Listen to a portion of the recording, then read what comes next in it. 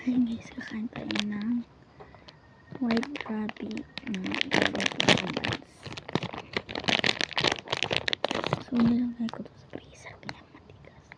Yung nakakain yung wrapper. Ito ko sa inyo na ito yung tunay. Nilagay ko lang sa freezer. Ito yung wrapper.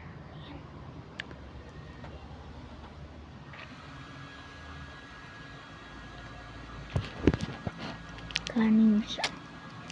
Ito na yung pinaka-final. Ayan. Lagi ko kasi sa freezer. Pero sobrang lambot na ito.